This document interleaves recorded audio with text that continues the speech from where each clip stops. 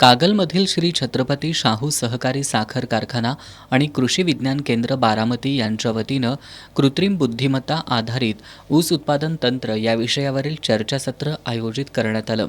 श्री छत्रपती शाहू कारखान्याच्या माळ बंगल्यात आयोजित केलेल्या या चर्चासत्रावेळी राज्य साखर संघाच्या संचालिका आणि कारखान्याच्या अध्यक्षा सुहासिनी देवी घाटगे यांची प्रमुख उपस्थिती होती.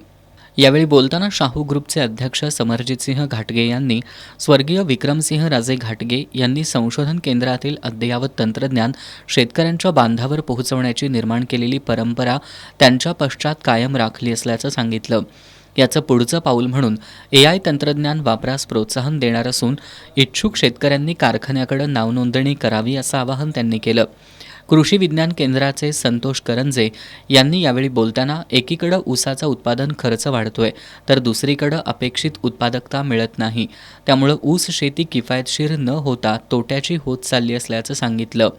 ऊस उत्पादन वाढीच्या अचूक नियोजनासाठी कृत्रिम बुद्धिमत्ता सारख्या आधुनिक तंत्रज्ञानाचा वापर करणं अपरिहार्य आहे. या तंत्रज्ञानाच्या माध्यमातून पूर्व मशागतीपासून तोडणीपर्यंतचे अचूक नियोजन उपग्रह प्रणालीद्वारे करता येतात. तसंच त्याच्या वापरासाठी आंतरराष्ट्रीय पातळीवरील संस्था आणि तज्ज्ञ मार्गदर्शन करत असल्याचं त्यांनी सांगितलं. यावेळी ऊस पीक स्पर्धेत आणि विविध क्षेत्रात प्रावीण्य मिळवलेल्या यशस्वी स्पर्धकांना समरजितसिंह घाटगे यांच्या हस्ते बक्षीस वितरण करण्यात आलं.